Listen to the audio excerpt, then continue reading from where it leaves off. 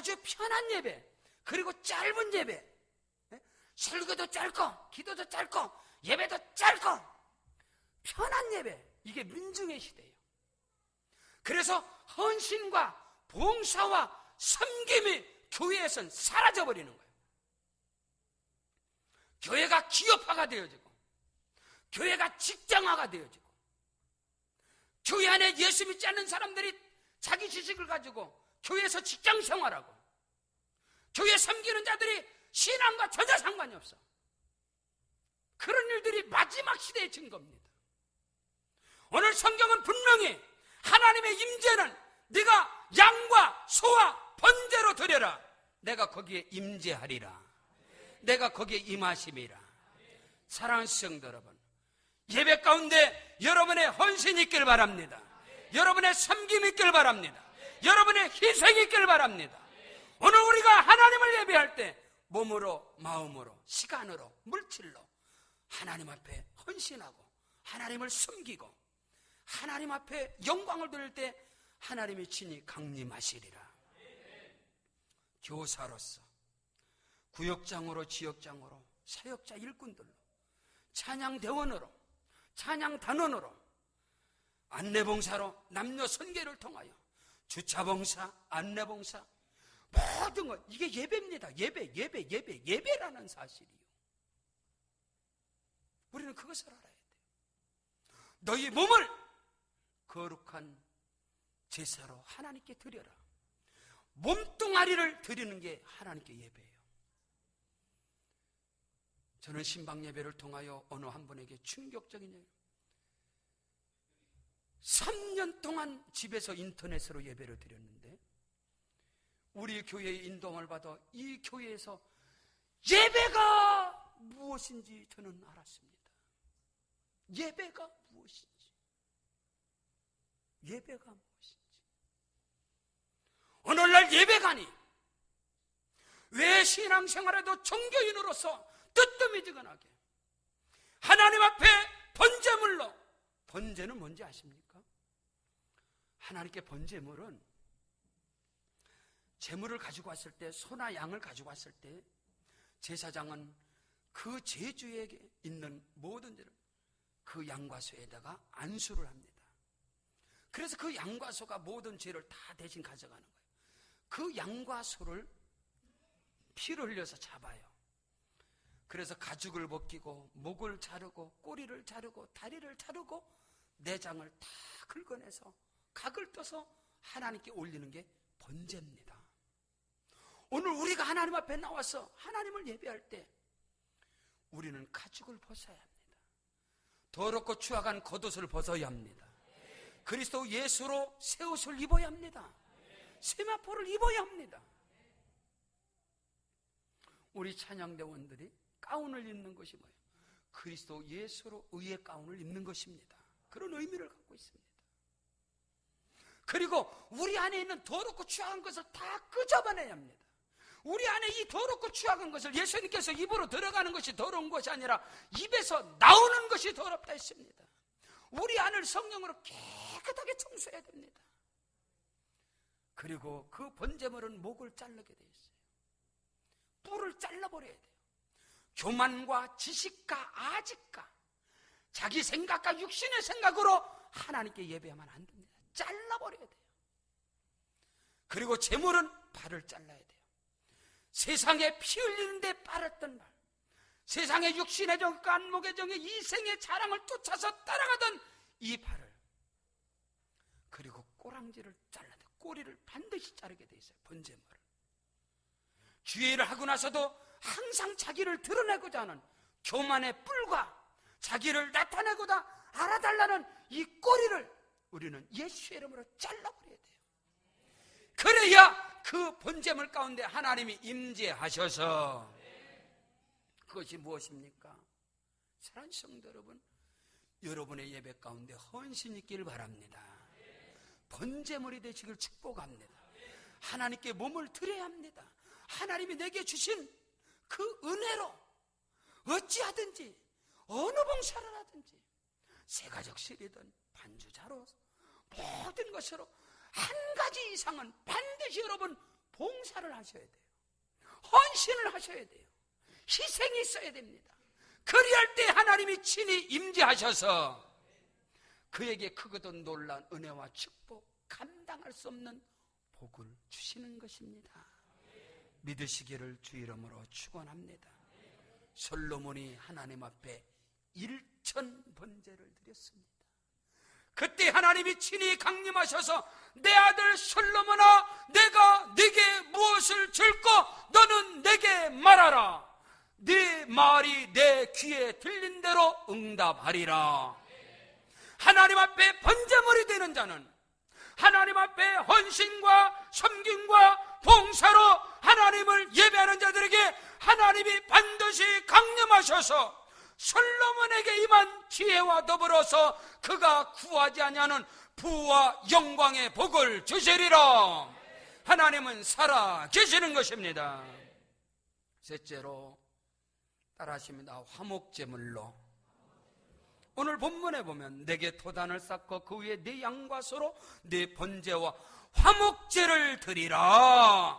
따라하십니다. 하나님과 화목하고 사람과 화목하고 예배를 드려라.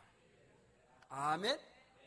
이 화목제물은요 자원하는 심령으로 기쁜 마음으로 하나님께 드리는 게 화목제물인데, 하나님과 화목을 이루고 사람과 화목을 이룰 때에 하나님은 그 예배자에게 친히 강림하셔서 복을 주실 줄로 믿습니다. 성경 욥기서 22장 21절에 너는 하나님과 화목하고 평안하라. 그리하면 복이 내게 임하리라. 믿으시면 아멘. 따라하십니다. 하나님과 화목하고 하나님과 평안하라. 그리하면 복이 임하리라. 아멘. 하나님과 화목을 이루시길 바랍니다. 하나님과 평안을 이루시길 축복합니다. 그런데 여러분, 아담의 범죄 이후로 하나님과 원수된 인간은 인간의 어떤 지극 정성, 인간의 어떤 것으로도 하나님과 화목을 이룰 수 없어요. 하나님과 화목을 이루는 길은 오직 예수 그리스도 외에는 없습니다. 다른 이로서는 구원을 얻을 수 없나니 천하인간의 구원을 얻을 만한 다른 이름을 우리에게 주신 적이 없느니라. 오직 예수 그리스도를 통하여 하나님과 화목을 이루고 하나님과 평안을 이루고 예수로 충만하면 하나님 앞에 당당하게 나아갈 수 있습니다. 예수 그리스도로 무장하시길 주 이름으로 축복합니다. 성경 로마서 5장 1절에 그러므로 우리가 믿음으로 의롭다 하심을 얻었은즉 우리 주 예수 그리스도로 말미암아 하나님과 더불어 화평을 누리자. 하나님과 화평을 누리고 화목을 누리고 하나님과 평안을 누리는 유일한 길은 예수 그리스도로 말미암아 십자가를 붙잡게 되시길 바랍니다. 그리스도 예수 안에 거하시길 바랍니다. 예수 그리스도의 피를 힘있게 되시기를 바랍니다. 예수의 피를 힘입으면 하나님과의 화목과 화평과 평안이 저절로 임하게 되어 있습니다. 오직 나의 자랑은 예수밖에 없습니다. 예수의 피공로 의지하여 하나님 앞에 나올 때 화평을 이루고 예수님의 보혈의 강물이 흐르는 곳에 성령께서 임재하셔서 운행하심을 믿습니다. 우리의 심령 가운데 우리의 예배 가운데 보혈의 강물이 넘쳐나시길 주 이름으로 축원합니다. 그리하면 성령이 역사하셔서 일하시고 운행하시는 것입니다. 땅이 혼돈하고 공허하며 흑암이 기품에 있을 때 하나님의 신은 수면에 운행하셨고 주의 말씀이 떨어질 때에 모든 혼돈과 무질서가 떠나가고 어둠이 떠나가고 생명의 역사가 일어나고 하나님의 나라가 임하였듯이 오늘 저와 여러분의 예배 가운데 예수의 피가 보혈의 능력이 십자가의 능력이 나타날 때 하나님과 화목을 이루고 그 하나님의 사랑의 능력을 힘입어서 모든 사랑과 화평을 이룰 수가 있습니다.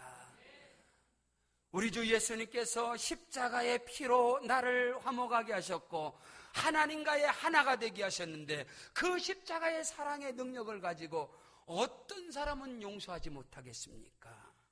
하나님과 화목을 이루고 하나님 앞에 화목제물을 드릴 때 하나님이 그곳에 임재하시리라. 성경 에베소 2장 16절에 또 십자가로 이 둘을 한 몸으로 하나님과 화목하게 하려 하심이라.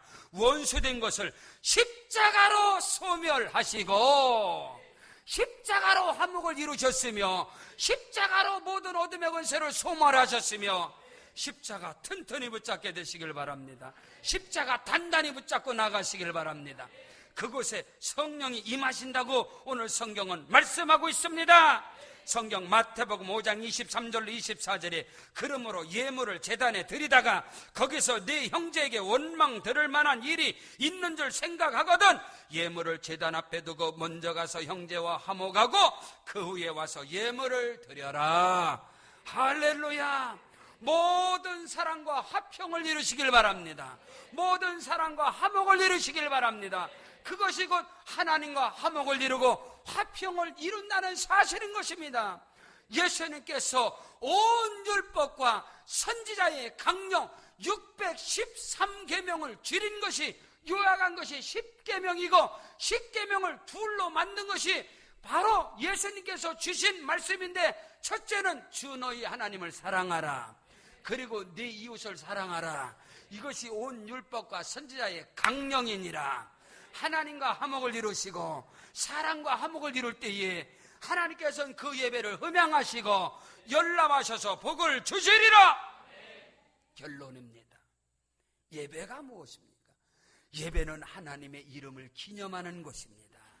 하나님의 이름을 영광 돌리는 것입니다. 성만찬 예배가 무엇입니까? 예수님께서 두 번 말씀하시면서 나를 기념하라, 나를 기념하라. 할렐루야. 예배를 통하여 하나님의 이름이 증거되고 하나님의 이름이 높임을 받고, 할렐루야, 하나님의 이름이 자랑되어지는 역사가 있어지기를 주 이름으로 축복합니다. 내게 토단을 쌓고 그 위에 네 양과 소로 네 번제와 화목제를 드리라. 내가 내 이름을 기념하게 하는 모든 곳에서 네게 임하여 복을 주리라. 복을 주리라. 예배 가운데 사람의 이름이 나타나면 안 됩니다. 모든 예배 가운데 하나님의 이름만이 높임을 받아야 합니다. 하나님의 이름만이 영광을 받아야 하는 것입니다. 행여나 예배 가운데 사람의 이름이 나타난다면 거기에는 성령이 임재하지 않습니다. 오늘 저와 여러분의 모든 예배 가운데 하나님의 이름이 증거되고 하나님의 이름이 기념될 때에 하나님이 친히 임재하셔서 복을 주리라. 성경 로마서 12장 1절에 그러므로 형제들아 내가 하나님의 모든 자비하심으로 너희를 권하노니 너희 몸을 하나님이 기뻐하시는 거룩한 산제사로 드리라. 이는 너희의 드릴 영적 예배니라. 우리의 몸을 드리는 것이, 저와 여러분의 몸뚱아리를 하나님께 드리는 것이 곧 영적 예배인 것을 믿으시기를 주 이름으로 축원합니다. 신령과 진정으로 오직 진리와 말씀으로 성령의 충만한 예배가 되어야 할 줄로 믿습니다. 번제의 예배가 되어야 합니다. 화목제의 예배가 되어야 합니다. 그곳에 하나님이 강림하셔서 복을 주시리라. 우리 다 같이 말씀을 기억하시면서 주님의 이름을 3번 부르고 간절히 기도하시겠습니다. 주여.